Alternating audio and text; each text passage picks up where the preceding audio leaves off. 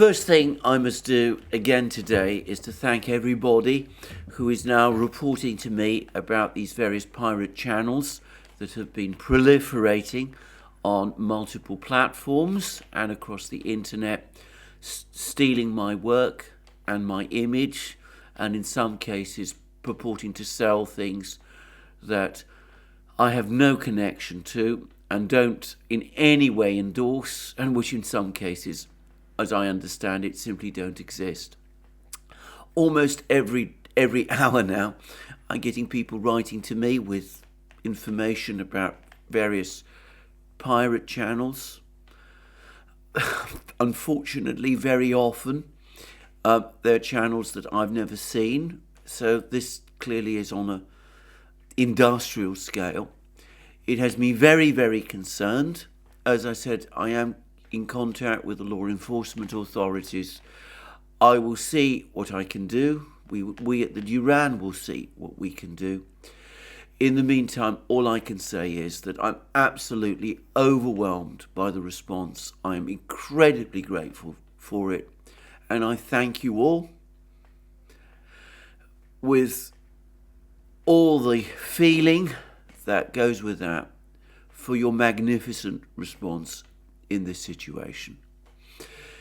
I shall now proceed, as I must, with the rest of today's program. And as always, I'm going to start with the situation on the battlegrounds in Ukraine.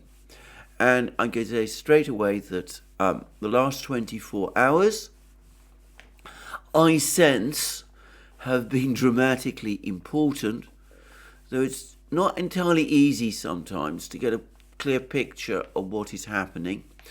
And both sides, both the Russians and the Ukrainians, have been very tight-lipped about it. Now, the first thing to say is that it does look as if the situation in Avdeevka, this critically important town, suburb if you prefer, of Donetsk city, which has been the linchpin of Ukrainian defences around Donetsk city. One of the most important key points that Ukraine has retained in the whole of Donbass, that the situation is becoming extremely difficult indeed for Ukraine. It's not entirely clear, however, what exactly is going on, and I want to make it clear that what I'm getting is, the information I'm getting is impressionistic. However, over the course of yesterday, a series of reports, both from the Russian side and from the Ukrainian side, appear to suggest that Krasnogorovka, this important village near Avdeevka, has been captured by the Russians. Now, as I said, I want to stress this is not yet confirmed, but what we got today, early this morning, were certain comments from Denis Pushilin, who is the head of the government of the Donetsk People's Republic. He says that Russian forces have established gunfire control of about 5 remaining roads used by the Ukrainian military as supply routes near Avdeevka. And the quotation from TASS of an interview he's given, Pushilin has given, to Russia 24 television says, if we take Avdeevka, which is a no less important community for us, the enemy still has about 5 supply roads. These roads are under our gunfire control. Now, that is consistent with Krasnogorovka having fallen under Russian control, and it would suggest that the Russians now have fire control over all the roads that lead into Avdeevka, and that would in turn suggest that the situation of Ukrainian troops in Avdeevka as well is becoming critical. Now, as I said, this is All very impressionistic. We don't have exact details. The Russian Ministry of Defense has not yet confirmed the capture of Krasnogorovka, and the Ukrainian General Staff, however, has provided reports about the fighting having reached another settlement near Krasnogorovka, which would imply, but does not confirm, that Krasnogorovka is now under Russian control. So this is an important development. If Krasnogorovka is captured, and I've said previously that in fact most of the shelling of Krasnogorovka, most of the shelling of Donetsk city historically has been taking place from Krasnogorovka rather than Avdeevka. But if Krasnogorovka has indeed fallen, and if the Russians are indeed now in a position to shell the 5 remaining roads Ukraine uses to keep Avdeevka supplied, then it's likely that the situation in Avdeevka is critical, and we could be seeing the start of another operational crisis for Ukraine in Avdeevka, which would mean in effect the end of the long siege and shelling by Ukraine of Donetsk city, and another major blow to Ukrainian control of what Ukraine still controls of Donetsk region and of Donbass. So that's the situation in Avdeevka. And we're also, however, getting more reports about Bakhmut. And of course, this remains this huge, big battle that's going on in Donbass, probably the single biggest battle, in fact, undoubtedly the single biggest battle of the war so far. And many people have made many comparisons of this battle and discussed its features. And I should say that there's been a very interesting article, a very fine article, by the historian Jeff Roberts, who's covered a lot of the war history of the Second World War. He is one of the finest historians, if not the finest historian, of that particular period of Russian history, the Stalin era. And that, of course, includes the Second World War. And he discusses the comparisons that many people are making between the fight in Bakhmut and the fight for Stalingrad in the Second World War. When I say many people, I myself in the past have compared the importance of Bakhmut in terms of the outcome of this war to the importance of Stalingrad, to the outcome of the war in the war on the Eastern Front during the Second World War. Though I make no claims about tactical or strategic similarities, this is something completely beyond my areas of expertise. But lots of others have been making that comparison. Lieutenant Colonel Daniel Davis was doing so recently. Larry Johnson has criticised those comparisons, and in his extremely polite way, as befits a historian, Jeff Roberts does point out the very great tactical differences between these two battles. But having said that, not only and allowing for the fact that there are differences, there are profound differences in the tactical situation between Bakhmut and Stalingrad, and of course there is a colossal difference of scale. I mean, Stalingrad was an immeasurably bigger battle. Nonetheless, the very fact that people do compare the Battle of Bakhmut to the Battle of Stalingrad demonstrates both the size of this battle in terms of the Donbass war, the war that began in February last year in Ukraine, and also its importance to each side. Anyway, we've now had a cluster of reports from the Russians about what's going on around Bakhmut. The first thing to say is that, again, yesterday, there were reports so far unconfirmed, but from a cluster of reliable sources, that the village of Homovo, which lies alongside or close to the road, from one of the two roads from Chasov Yar into Bakhmut, that the village of Homovo has been captured by the Wagner organization troops. Apparently the Ukrainian brigade that was defending Homovo was forced to withdraw under extremely heavy Russian artillery fire.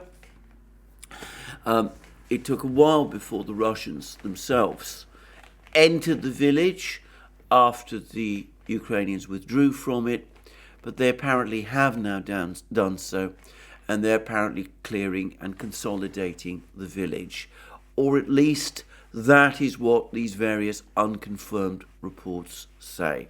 Now, no doubt we'll be hearing some clarification of the position from Yevgeny Prigozhin at some point over the next couple of hours. Again, if Homovo has indeed been captured, this is an extremely important development. It means that one of the two roads into Bakhmut has now been conclusively cut, and that leaves only one road left, the one that passes through Ivanyivska. This is heavily shelled by the Russians and is to all intents and purposes unusable. But having said that, if Ivanovska, where the fighting is indeed very intense, Krasnoye as the Russians call it, if that place falls as well, which it might do, then I don't think anybody would be in a position to dispute any longer that the Ukrainian troops in Bakhmut are indeed in a cauldron. But anyway, let's move on and discuss what is being said about the situation in and around Bakhmut. Let's make it clear that so far the reports about the capture of Khromovo are unconfirmed.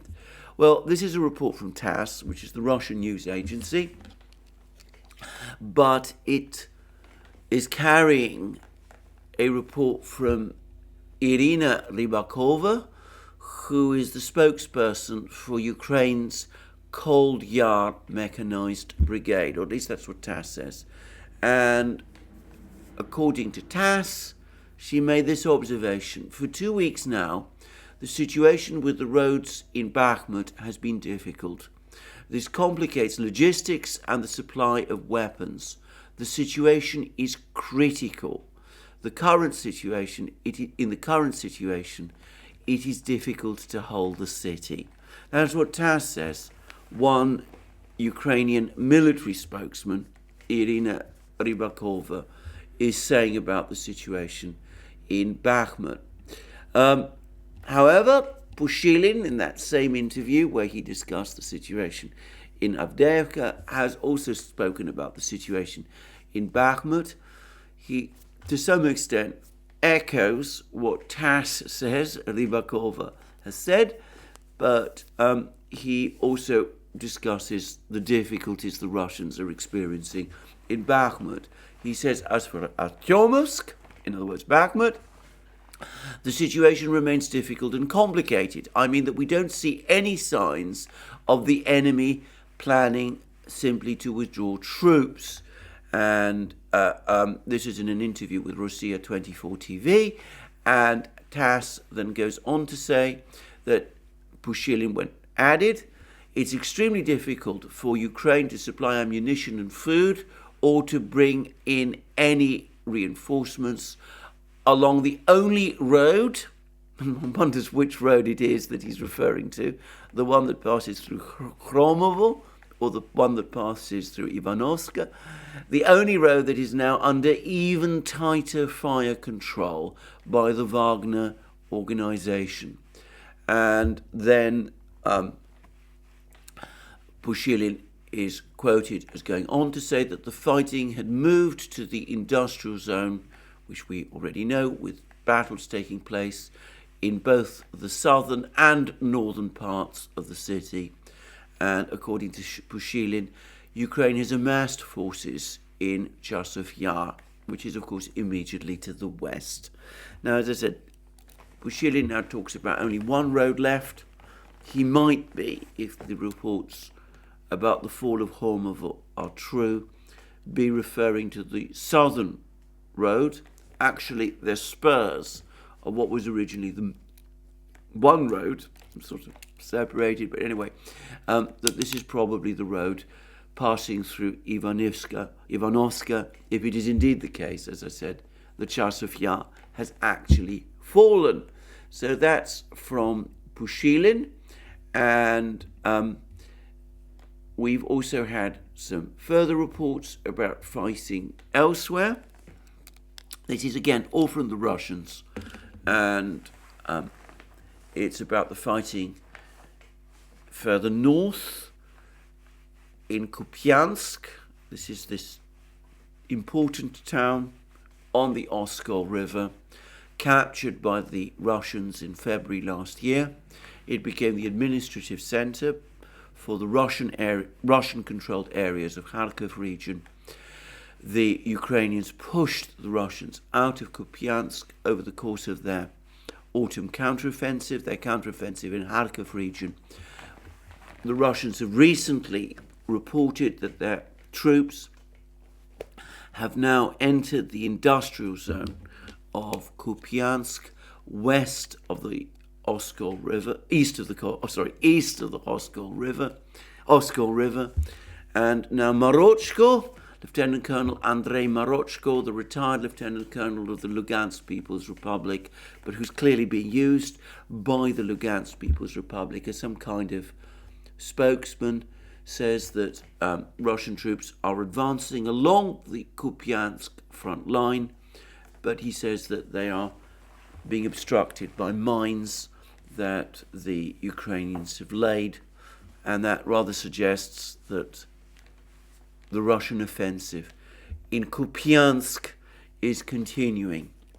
Now, yesterday, the British news agency Reuters reported from various Ukrainian sources that the weight of the Russian attack in this northern part of the front line is increasing all the time, that the Ukrainians believe that the ultimate objective of the Russians in this area is Liman, the town which the Russians captured in May, and then at which point it reverted to its Soviet name of Krasny Liman.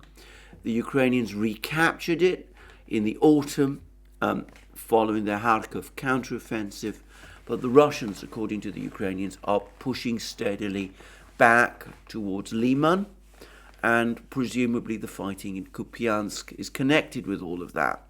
Now that is important because if Liman is indeed recaptured by the Russians, it again brings the Russians very close to Slavyansk, one of the two cities in Donbass, Slavyansk and Kramatorsk, which would at that point constitute the major part of Ukraine's defense positions in Donbass.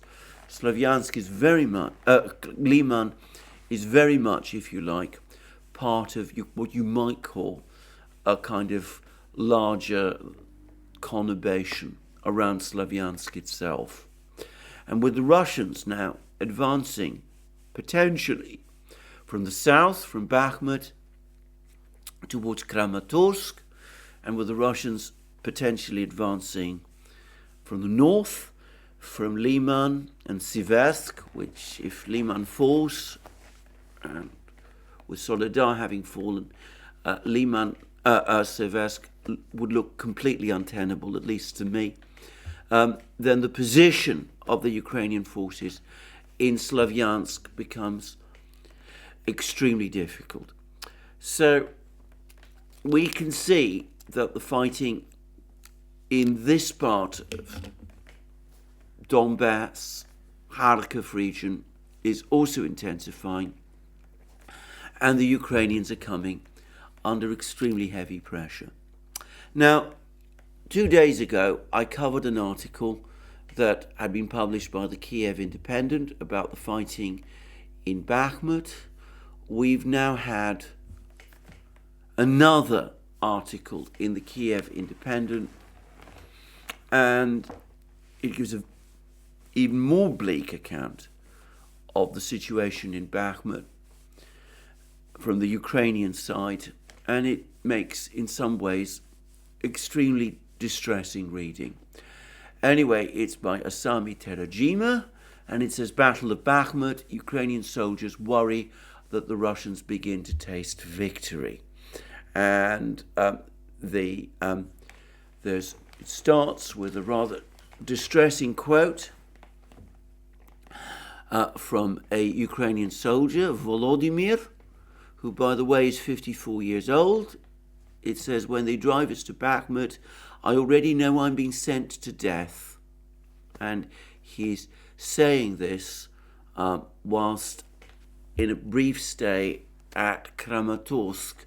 We're told that he's an infantryman of the 93rd Mechanized Brigade, and he says that he struggles to eat, and we're told that he's struggling to eat after fighting in Bakhmut for months, and he looked shaken as he talks. And he reports that his brigade was constantly under mortar fire as soldiers were outdoors where shrapnel could wound or kill them at any moment. The Russians keep firing at us, but we don't have artillery, so we have nothing to attack them back with. I don't know if I will return or not. We are just getting killed. And this is now from the Kiev Independent. Ukrainian infantrymen interviewed describe the fighting in Bakhmut as a desperate struggle for survival against Russia's infinite, word infinite is in quotation marks in the article, infinite stocks of artillery munitions and manpower.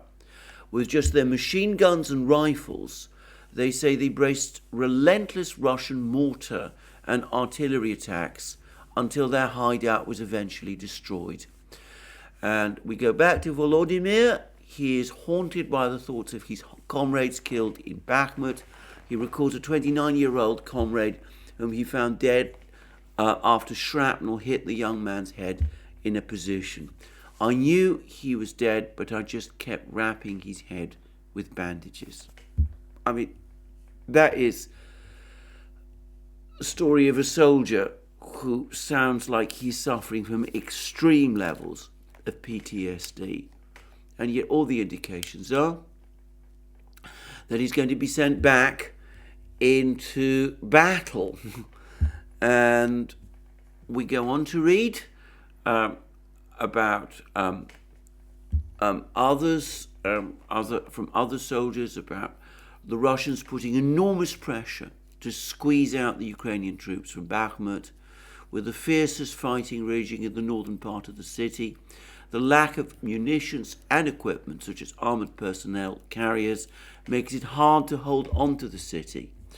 And Russian forces outnumber the Ukrainians 2 to 3 times on the Bakhmut front, with approximately 20 to 30,000 troops fighting in the area, according to Mikola, a staff sergeant from the 28th Mechanized Brigade. Now note, 28 to 30,000 troops. Now, which troops is he referring to? I think this clearly refers to Ukrainian troops. Now, we've had lots of figures bandied around about the number of Ukrainian troops around Bakhmut. There's been claims that there's 70,000 of them from Prigozhin. There's been claims that there's fewer than that. Marochko spoke about the fact that they would need 50,000 to carry out an assault, a successful counterattack near Bakhmut. I take this to be a Ukrainian soldier, Staff Sergeant Mykola, Staff Sergeant in the 28th Mechanized Brigade, and he gives an estimate for Ukrainian troops, and that's my own interpretation, and he puts the number at 28 to 30,000. And he guesstimates that the Russians outnumber these forces by 2 to 3-fold, which would mean 60 to 90,000 Russian troops in and around Bakhmut. Now, I can't verify any of these figures, obviously, and I'm not going to speculate as to the number of Russian troops, but my own guess is that the 28 to 30,000 figure for Ukrainian troops in and around Bakhmut is the correct one. I say that, of course, it was what I guessed previously. I've said that one must be always very, very careful about not treating what looks like evidence as corroborating one's own beliefs and assuming that that evidence must therefore be true. But for what it's worth, this does seem to be plausible to me. Anyway, there's further comments from Mykola. He said that if Russia keeps up the current pace of attacks, it could be a few weeks, and that's it, before Bakhmut finally falls. The situation is now very difficult because they have already felt the taste of victory in Bakhmut, and now they know that there is only a little bit left. And there's lots of talk about how high Russian losses are, but we then have further accounts from Ukraine about how the Russians are conducting attacks in and around Bakhmut. First of all, we learn that it's a pity, and this is from a soldier called Valery, it's a pity that probably 90% of our losses are from artillery or tanks and aviation, much less casualties from shooting battles. So, Ukrainian soldier says that appears to be saying, I won't quite say it, but the implication is there's actually very few firefights between Russian and Ukrainian fighters, that Ukraine is losing most of its troops because of overwhelming Russian shelling, 90% of them, overwhelming Russian shelling, attacks, and also attacks by tanks, and bombing by Russian aircraft. And Valery goes on to say that only a few of the originally 27 members of his platoon have got out of Bakhmut with him. He explained that most of them were wounded but not killed, but the implication is that the chances of their survival are low, and he says that the Russians have so many weapons and there are so many of them, they're firing at us all the time. Sometimes you hear an incoming shell every second. And then we have another soldier, Vladislav, from the 58th Independent Motorized Infantry Brigade. He says that many soldiers in his platoon have refused to go to Bakhmut as the Russians come even closer. Multiple soldiers from other brigades are also refusing to be deployed to Bakhmut. He said that during his last rotation in late February, only 8 out of the 25 soldiers in his platoon, this is Vladislav, agreed to go there. Out of that 8, when they arrived at a crossroads near the Bakhmutka River, the platoon, what was left of that platoon, the 8 of them, they came under immediate heavy Russian mortar fire. 2 were killed, 2 were severely wounded, 1 soldier lost his arm, and the other was hit in a stomach by a projectile. The rest, including Vladislav himself, received severe concussion. And they were all evacuated that same day, and the position was lost. And the Kiev Independent then goes on to say, Ukrainian soldiers fighting in and around Bakhmut told the Kiev Independent that Russia's tactics are potent. They locate Ukrainian positions, use mass fire to kill as many as possible, then move forward with infantry, usually also witnessing heavy losses. Infantryman Vladislav said that the Russians would usually appear in a group of about 5 people. They would not engage in close attacks. He said that they attack in this way to cause the Ukrainians to expose themselves. Vladislav says that they're fighting smartly, and as a result, many Ukrainian soldiers are killed. And another soldier, again, his name is Maxim. He says that the Russians rely heavily on drones.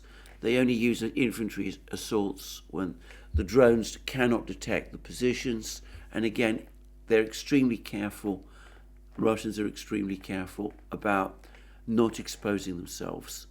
And the Kiev Independent says, as brutal as they may be, Russian tactics have slowly worked and pushed Maxim's unit by 1.5 kilometers in total throughout February. He said that his unit had to relocate to another position 100 to 300 meters away every now and then, especially if new nearby units began withdrawing and the defense line began to collapse. Well, there's an awful lot more of this, and I'm going to make a very few quick observations, which is that with this whole situation being as it is described, how can we speak of Russian losses being in any way remotely as high in Bakhmut as the Ukrainian losses are? The Ukrainians admit that most of their losses are caused by artillery, by shelling, and by airstrikes. There's relatively few firefights.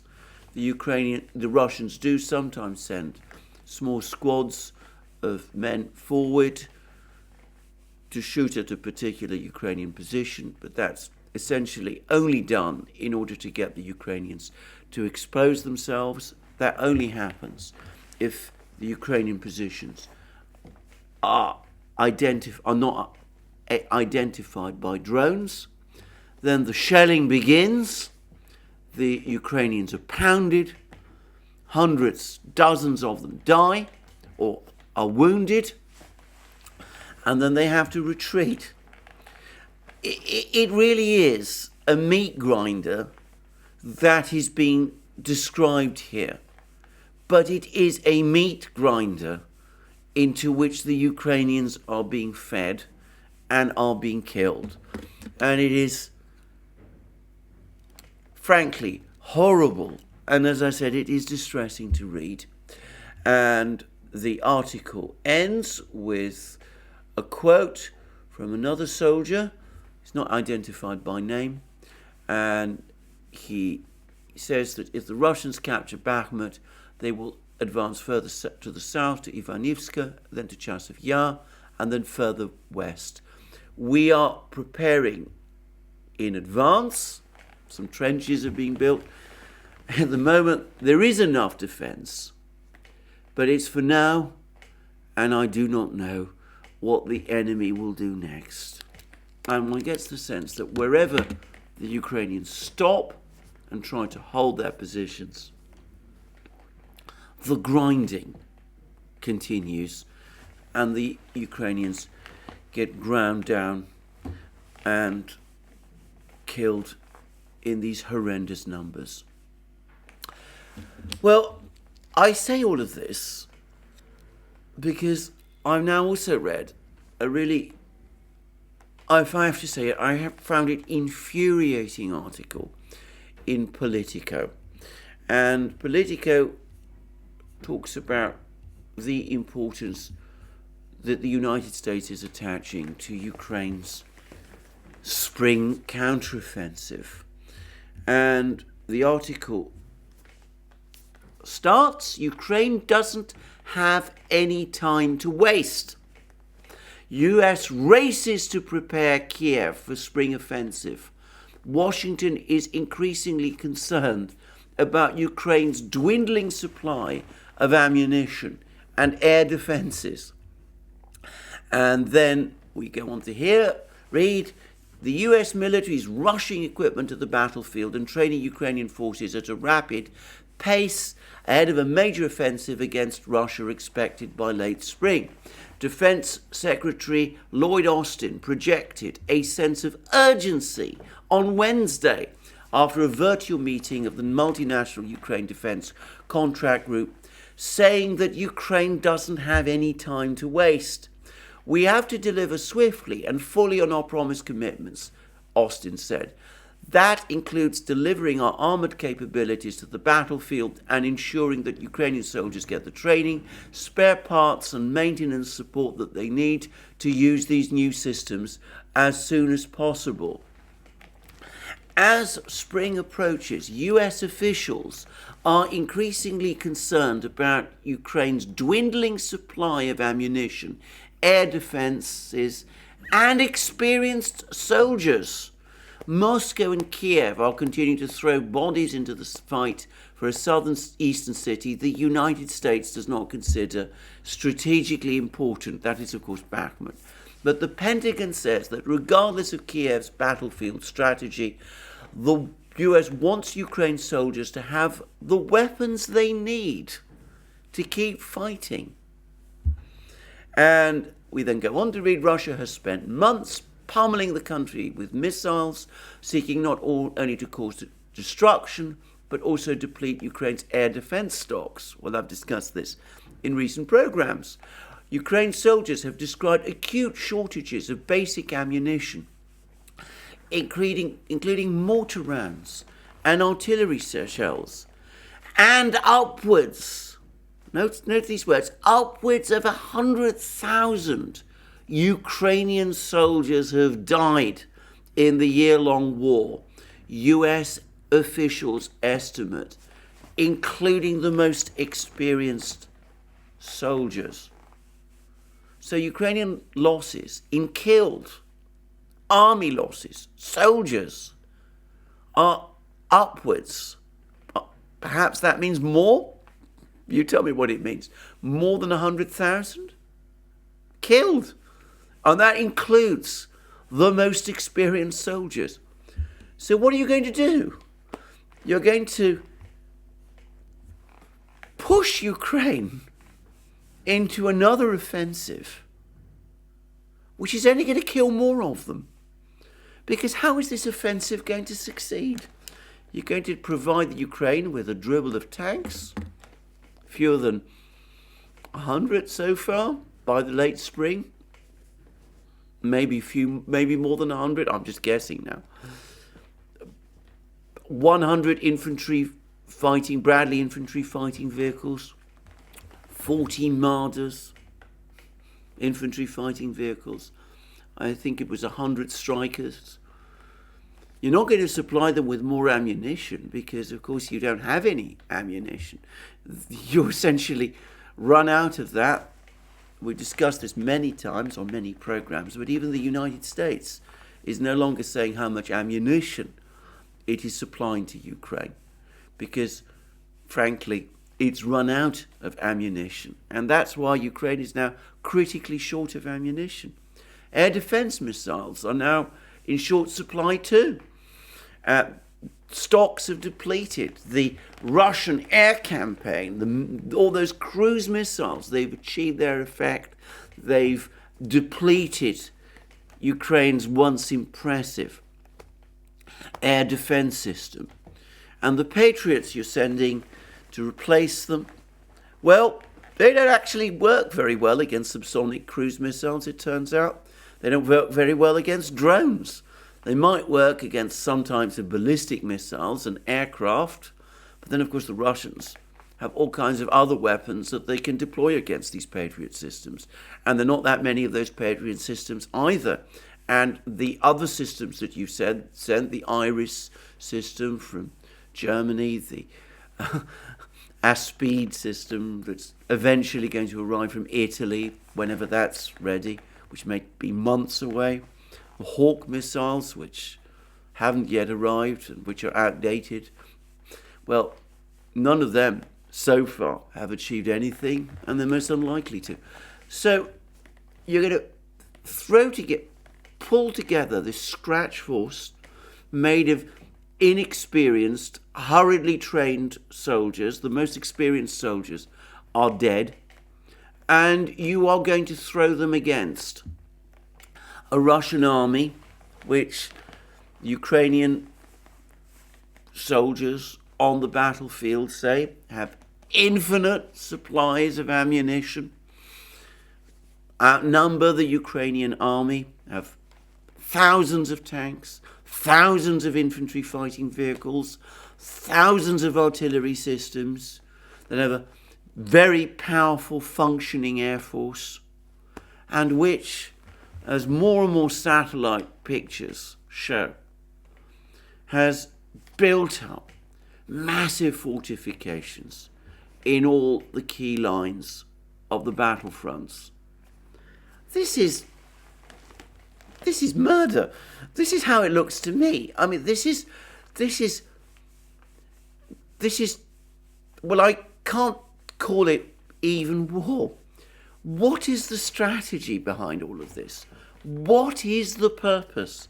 What exactly is all of this intended to do, other than kill more Ukrainian soldiers?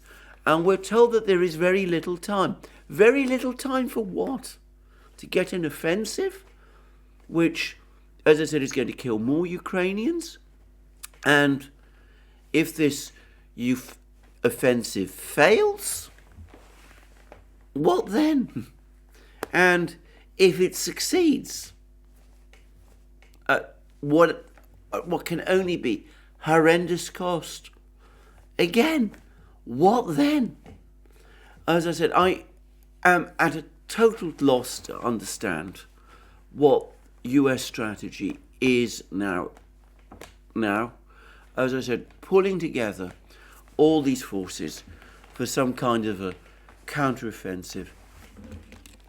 It makes absolutely no sense to me.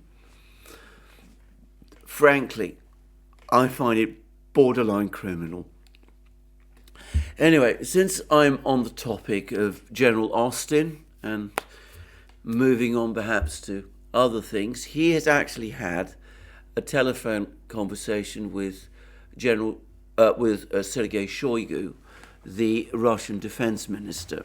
And by the way, alongside that telephone conversation between Austin and Shoigu, Mark Milley, the chairman of the Joint Chiefs of Staff, has also had a telephone conversation with the chief of the Russian General Staff, Valery Gerasimov.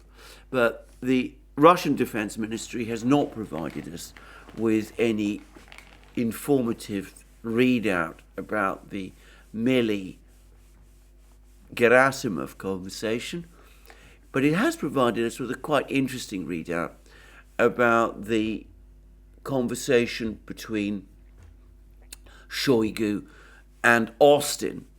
And obviously, the topic of both conversations was the Russian bringing down of the Reaper drone. Now, before I proceed, I should say that we've had film. The Pentagon has now released film of the Russian fighter jets harassing this drone, and we do see them dumping fuel on the drone. I haven't seen any pictures of any nose of the Russian fighter jets interfering with the propeller. It seems to me that the film that we've seen corroborates, confirms the theory which has been published by Scott Ritter before this film appeared, that the Russians brought down this drone, and they clearly brought it down on purpose, using these fuel drops basically to destabilize the drone, which they succeeded in doing. Anyway, I'm going to read the Russian readout of the conversation between Shoigu and Austin, because I think it's important. And it says the following, and it's yesterday. At the initiative of the American side, telephone talks were held between Minister of Defense of the Russian Federation, General of the Army Sergei Shoigu, and United States Secretary of Defense Lloyd Austin. The main focus was an exchange of views on the causes and consequences of the 14th March incident involving a US unmanned aerial vehicle crash in the Black Sea. Sergei Shoigu pointed out that the incident was caused by the United States' actions of non-compliance with the flight restriction zone declared by the Russian Federation, established in connection with a special military operation, as well as increased reconnaissance activities against the interests of the Russian Federation. It is noted that the United States flights of strategic unmanned aerial vehicles off the coast of Crimea are provocative in nature, which creates preconditions for escalation of the situation in the Black Sea area. The Russian Federation is not interested in such a development, but it will continue to respond to all provocations in a proportionate manner. At the same time, the major nuclear powers should act as responsibly as possible, including maintaining military channels of communication to discuss any crisis situations. Now, this is careful language, but if you unpack it, it's a warning. It's a warning from the Russians that they're not prepared to tolerate further the activities of these drones, American drones, so close to Crimea. And if this continues, the Russians will take action to bring these drones down. Now, Shoigu doesn't straightforwardly say that the bringing down of this drone was intentional, but that's clearly the implication of this readout. Now, as I say, it's a warning, but comments Austin has made following this telephone call suggest that for the moment the United States does not intend to heed it. It's going to send more of these drones close to Crimea, as it's been doing, and of course the Russians will therefore continue to bring those drones down. Now, we'll see what actually happens, but in the meantime, the Russians are apparently busy retrieving the sensor package of the drone. Apparently their ships have already reached the location where the drone fell. Obviously they have far easier access to this part of the Black Sea than the United States does. Apparently there was quite an advanced sensor package on the drone. The United States says that they managed to extinguish that in some way, virtually. I don't understand that. Perhaps other people do. But whatever. The Russians will no doubt gain access to whatever debris there is, and they will make whatever investigations of that debris that they can do. What this conversation shows, what this exchange shows to my mind, is that we should expect more of these incidents over the next few weeks and months. Anyway, in the meantime, all sorts of things are going on. The Syrian president, Bashar al-Assad, is in Moscow. He's having talks with President Putin. It's clear that the work that's now being done is to prepare for a four-party summit, as I discussed, between Assad, Erdogan, Putin, and Raisi of Iran. Now, there's been various technical problems. That meeting apparently has been delayed, but it will take place I expect, fairly soon, perhaps over the course of the next few days. Now, if it does take place over the next few days, then it's likely that the event will happen in Moscow. And if it is over the next few days, then of course there are rumors of another very important visitor coming to Moscow over the next few days, who is of course none other than Xi Jinping. So it is not impossible, this is just speculation for the moment, but it is not impossible that next week we will see in Moscow a meeting of Xi Jinping, Putin, Assad, Erdogan, and Raisi of Iran. It should be quite an event, and a very interesting event indeed to take thought of. Anyway, we'll cover it when we get there. Now, in the meantime, there's been more news about the situation of the Russian economy. The Russian Economics Ministry now says that they expect that industrial production will grow by 1% over the course of 2023. We'll come to all of that in a moment. They're also saying that inflation has now fallen, and we've had a report from the Economics Ministry that inflation over the week from March 7th to March 13th, that the annualized inflation rate over the course of that week was 7.65%. Weekly inflation, we are now, inflation in annual terms on March 13th, this is on that specific day, was 6.81%. So inflation, prices in Russia on the 13th of March were just 6.81% higher than on the same day in the previous year. And we've also had a further report that the Russian Prime Minister, BITCHUTE, now says that inflation dynamics have fallen, and he says that this is a TASS report. Inflation in Russia is declining, currently standing at less than 4% per annum, which means below the target set by the central bank. Regarding inflation, its peak level hit almost 20%, whilst annual inflation equaled 11.9% in 2022. Today, it is already less than 4%, said BITCHUTE, adding that investment continues to grow. Continued investment grew by 4.6%. Capital investment, rather, grew by 4.6%, but we're not told over what period. So these, on the face of it, look like they're good, positive figures.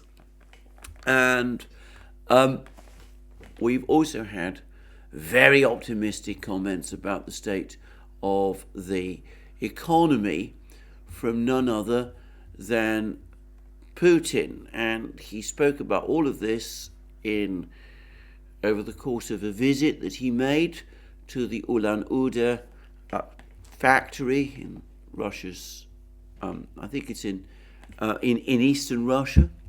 He said that he said lots of things. He said lots about the causes of the war, by the way, all in response to what were clearly, if I may say so, prepared questions put to him by workers, senior management workers at the plant. But these were obviously, as I said, pre-prepared questions, and he had pre-prepared answers.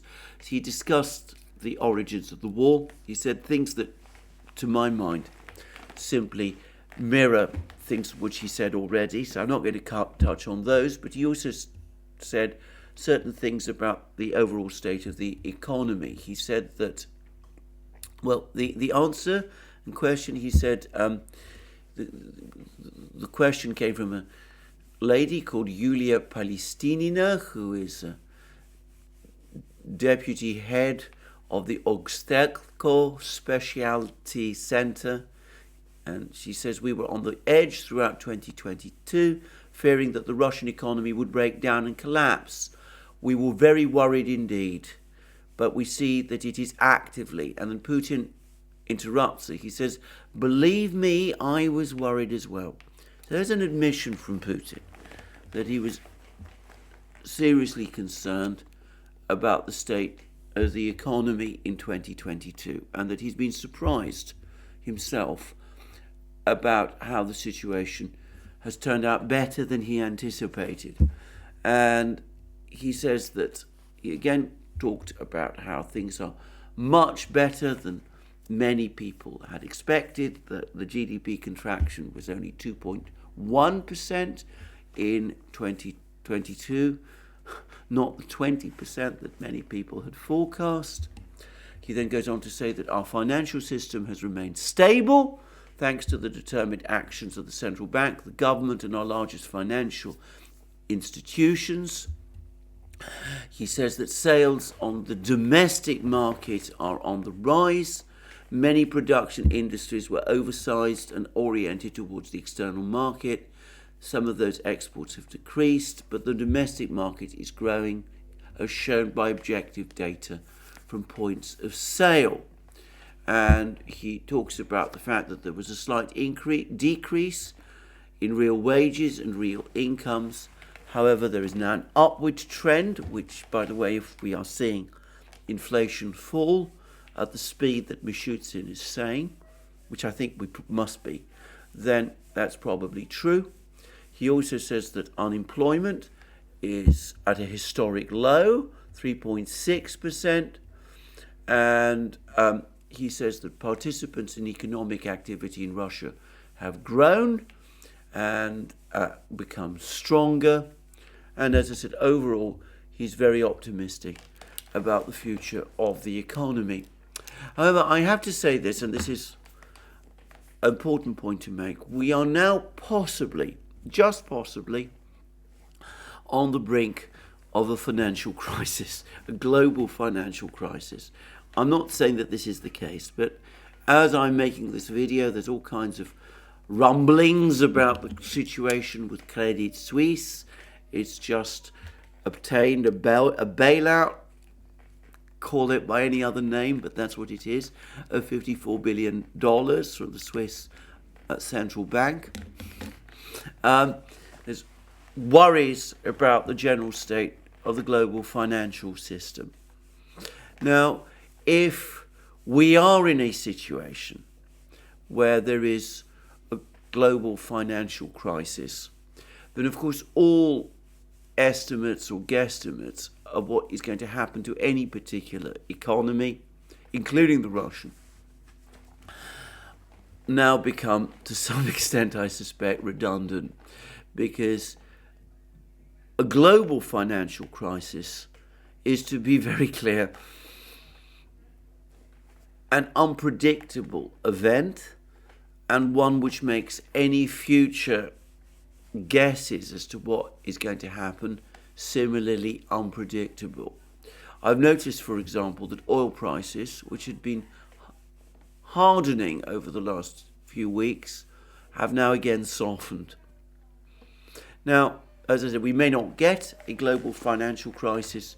Dmitry Peskov, Putin's spokesman, has said that if there is a global financial crisis, because Russia is now under such heavy sanctions, its financial system is stable and it won't be affected to anything like the same degree as other economies will be. And I'm sure that's correct. Certainly it won't be affected to the extent that it was in 2008, when the global financial system caused a massive capital outflow from Russia, which, as I said, almost brought the Russian economy to a point not far from collapse. That was in 2008. It's a very different economy now. But personally, I would still be surprised if a meltdown of the global financial system didn't have some effect on the Russian economy. and obviously we'll have to wait and see what that will be. But what I will also add is that if we are in that kind of scenario, then what happens in Russia will probably look like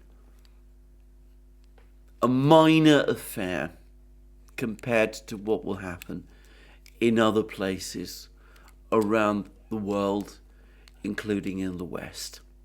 So I've done a lot of economic commentary about Russia recently. I think I have to say that events might quickly overtake it, like they're just overtaken these words from Putin and perhaps potentially from BITCHUTE as well. I do think it is interesting that inflation in Russia has fallen so fast despite a rise in demand.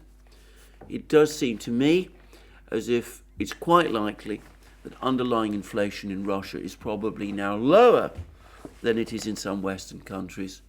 It also tells us a great deal about the budget situation, the general financial situation, the general financial picture in Russia, and by the way, the value of the ruble within Russia itself. But as I said, it does look as if we are now in a global, we might be in a global financial crisis. It's not absolutely confirmed yet. We'll just have to wait and see. And if it is, then, as I said, we're in a new situation and we will have to look at things anew. Though, as I said, the epicenter will absolutely not be in Russia, which will probably be one of the less affected countries. It will be in the West. Well, thank you for my program, for listening to me today. More from me soon. Let me remind you again, you can find all our videos on our various platforms, Locals, Rumble, BitChute, ODYSEE, Rockfin, Telegram. You can support our work at our shop, support our work via Patreon and Subscribestar, links under this video. You can also go to our shop and buy the great things that you will find there: magic mugs, hats, hoodies, t-shirts, sweatshirts, all those great things. And last but not least, if you liked this video, if you like this video, please remember to press the like button and check your subscription to this channel. Thank you for joining me again today. More from me soon.